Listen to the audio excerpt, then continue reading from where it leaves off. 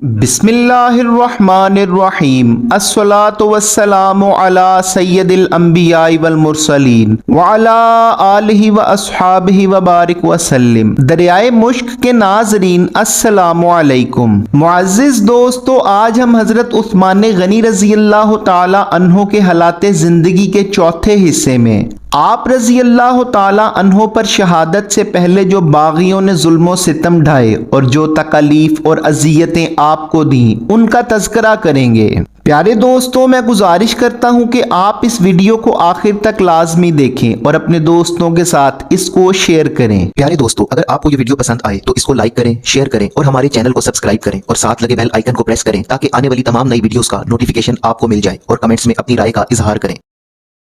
معزز دوستو، حضرت عثمان غنی رضی اللہ تعالی عنہ کو شہید کرنے سے پہلے جو باغیوں نے آپ پر ظلم و ستم ڈھائے وہ ناقابل فراموش ہیں، جن کو سن کر اور پڑھ کر ہماری روح کانپ جاتی ہے اور دل خون کے آنسو روتا ہے۔ پیارے دوستو، حضرت عثمان غنی رضی اللہ تعالی عنہ کے خلاف جنہوں نے سازشیں کی تھی ان کا سردار عبداللہ بن سبا تھا۔ یہ ایک یہودی النسل انسان تھا اور بہت منافق اور مکار طبیعت کا مالک تھا۔ اس نے اپنے اوپر دکھاوے کے لیے پرہیزگاری اور عبادت گاری کا لبادہ اوڑا ہوا تھا، اور اس لبادے کی آڑ میں اس نے حضرت عثمان غنی رضی اللہ تعالی عنہ کے خلاف سازشیں کرنا شروع کر دیں اور لوگ اس کی باتوں میں آنے لگے۔ اس بدبخت نے حضرت عثمان غنی رضی اللہ تعالی عنہ اور ان کے بنائے ہوئے گورنروں میں نقص اور عیب نکالنے شروع کر دیے اور لوگوں کے دلوں میں ان کے خلاف وسوسے ڈالنا شروع کر دیے۔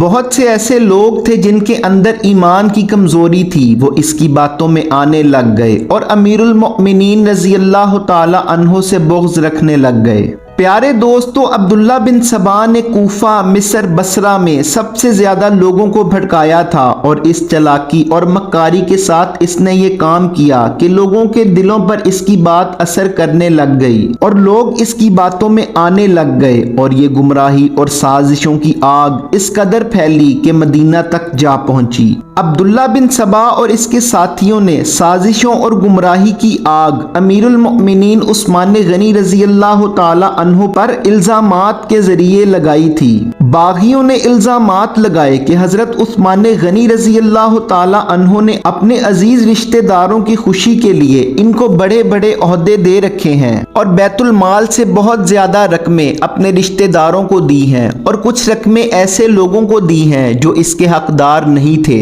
اور طرابلس کی جنگ سے جو مال غنیمت آیا تھا اس کا 5واں حصہ گورنر مصر عبداللہ بن سعد رضی اللہ تعالی عنہ کو دے دیا تھا، جو بہت بڑا ظلم ہے کیونکہ وہ حصہ تو بیت المال کا حق تھا۔ اس کے علاوہ ایک الزام آپ پر ایک چارہ گاہ سے متعلق لگایا جس کو آپ رضی اللہ تعالی عنہ نے سرکاری بنا دیا تھا اور عام لوگوں کے لیے اس کو بند کر دیا تھا۔ معزز دوستو، جب ان الزامات کی خبر حضرت عثمان غنی رضی اللہ تعالی عنہ تک پہنچی تو آپ رضی اللہ تعالی عنہ نے بھرے مجمع کے سامنے ان باتوں کا جواب دیا۔ سب سے پہلے آپ نے فرمایا، میں نے اونچے اور بڑے عہدے ان کو خوش کرنے کے لیے نہیں دیے، بلکہ وہ بہادر ہیں اور قابل اعتبار ہیں، اس وجہ سے میں نے ان کو ان عہدوں پر فائز کیا ہے۔ پھر آپ نے فرمایا، یہ سچ ہے کہ میں اپنے خاندان والوں سے بہت محبت کرتا ہوں، لیکن میں ان کی خاطر ظلم نہیں کر سکتا۔ اگر میں ان کو دل کھول کر دیتا ہوں تو بیت المال سے نہیں بلکہ اپنی محنت کی کمائی اور ذاتی مال میں سے دیتا ہوں، اور مسلمانوں کا مال میں اپنے سمیت سب کے لیے حرام سمجھتا ہوں۔ اور جہاں تک طرابلس کی جنگ کی بات ہے تو عبداللہ بن سعد رضی اللہ تعالی عنہ اسلامی فوج کے سپہ سالار تھے۔ میں نے ان سے وعدہ کیا تھا کہ اگر مسلمانوں کو اللہ نے فتح دے دی تو میں مال غنیمت میں سے 5واں حصہ تمہیں دوں گا، اور وہ جنگ مسلمان جیت گئے تھے تو میں نے اپنا وعدہ پورا کرتے ہوئے انہیں 5واں حصہ دے دیا، لیکن جب دوسرے مسلمانوں نے اس بات پر اعتراض کیا تو وہ مال میں نے ان سے واپس لے کر بیت المال میں جمع کروا دیا تھا۔ اور اب رہی بات چارہ گاہ کی، تو چارہ گاہ میری خلافت سے پہلے ہی سرکاری قبضے میں آ چکا تھا، اور میں نے کسی عام آدمی کو اپنے مویشی اس میں لانے سے منع نہیں کیا، اور میرے پاس تو صرف 2 اونٹ ہیں जो मैंने हज पर जाने के लिए रखे हुए हैं। ज्यादा ऊंट और ज्यादा बकरियां खिलाफत से पहले मेरे पास होती थी, लेकिन खिलाफत के बाद मेरे पास अब सिर्फ 2 ऊंट रह गए हैं। प्यारे दोस्तों, दूसरी तरफ बागी लोग इन जवाबात पर कोई तवज्जो नहीं दे रहे थे और मजीद फितना फैलाने में लगे हुए थे, और वो इस जिद पर डट गए थे कि अब अमीरुल मोमिनीन रजी अल्लाह ताला अन्हो को खिलाफत से हटा दिया जाए। और ये लोग इतने ना डर हो गए थे कि अब खुल्लम खुल्ला लोगों को बगावत पर उभारने लगे। ये देखकर हजरत उस्मान गनी रजी अल्लाह ताला अन्हो ने मुख्तलिफ सूबों के गवर्नरों को मशवरा करने के लिए मदीना मुनव्वरा में जमा किया। कुछ लोगों ने यह मशवरा दिया कि फसाद फैलाने वालों को सख्त से सख्त सजा दी जाए, लेकिन अमीरुल मोमिनीन रजी अल्लाह ताला अन्हो बहुत नरम दिल थे, उन्होंने ऐसा ना किया। इसके बाद किसी की राय पर इत्तेफाक ना हुआ और सब गवर्नर अपने अपने इलाकों में वापस चले गए। मुअज़्ज़िज़ साथियों, इसके बाद हजरत उस्मान गनी रजी अल्लाह ताला अन्हो ने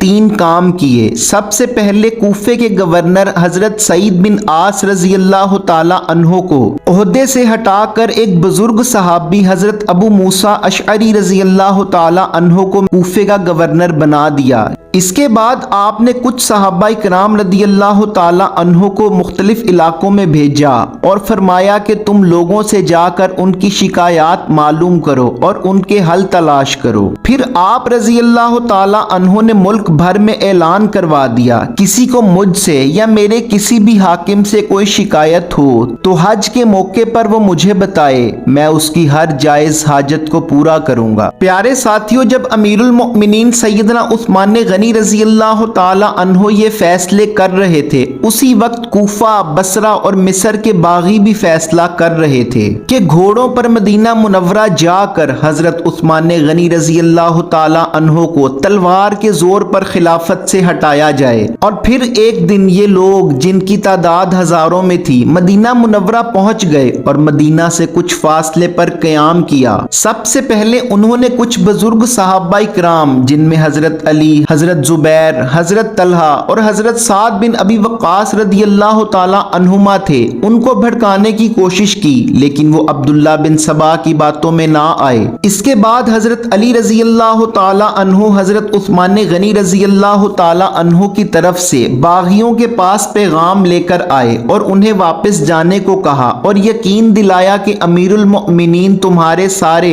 जायज मुतालबात पूरे करेंगे। इसके बाद ये लोग वापस जाने के लिए तैयार हो गए और अपने अपने इलाके की तरफ निकल गए। मुअज़्ज़िज़ दोस्तों, अभी कुछ ही दिन गुजरे थे कि एक दिन मदीना मुनव्वरा की पाक गलियों में बागियों के घोड़ों की कदमों की आवाज आने लग गई और ऊंची ऊंची इंतकाम इंतकाम पुकारने लग गए। सब लोग घबरा गए और जब उन्होंने बाहर आकर देखा तो मिस्र के बागियों का गिरोह बाहर मौजूद था। हजरत अली रजी अल्लाह ताला अन्हो ने उनसे दोबारा आने की वजह पूछी तो उन्होंने कहा, हम वापस जा रहे थे कि रास्ते में हमें एक शख्स मिला जो बहुत तेजी से अपने घोड़े पर मिस्र की तरफ जा रहा था। जब हमने उसकी तलाशी ली तो उससे एक खत बरामद हुआ, जो खत मिस्र के गवर्नर को अमीरुल मोमिनीन सैयदना उस्मान गनी रजी अल्लाह ताला अन्हो की तरफ से भेजा जा रहा था और उस पर लिखा था कि मदीना से मिस्र जो भी लोग आएंगे उनको कत्ल कर देना,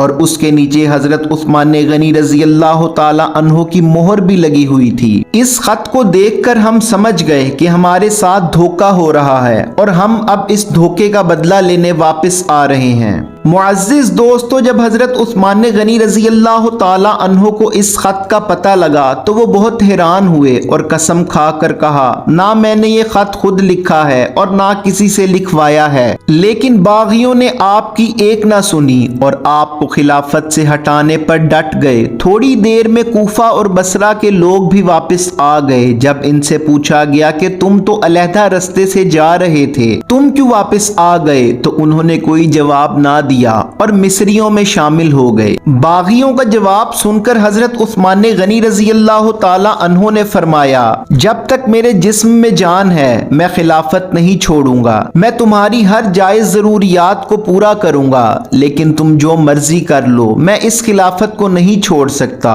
क्योंकि नबी करीम सल्लल्लाहु अलैहि वसल्लम ने फरमाया था कि ए उस्मान, उम्मीद है अल्लाह ताला तुमको एक लिबास यानी लिबास खिलाफत पहनाएगा। कुछ लोग वो लिबास उतारना चाहेंगे, लेकिन तुम हरगिज उसको मत उतारना। फिर हजरत उस्मान गनी रजी अल्लाह ताला अन्हो ने फरमाया, मैं तलवार के जोर पर खलीफा नहीं बनाया गया, इसीलिए मैं तलवार के जोर पर खिलाफत छोड़ूंगा भी नहीं। मैं नबी करीम सल्लल्लाहु अलैहि वसल्लम की वसीयत के ऐन मुताबिक खलीफा बना हूँ। जब बागियों ने आप रजी अल्लाह ताला अन्हो का ये जवाब सुना तो बागियों ने आप रजी अल्लाह ताला अन्हो के घर को चारों तरफ से घेर लिया और आपको कैदी बना दिया।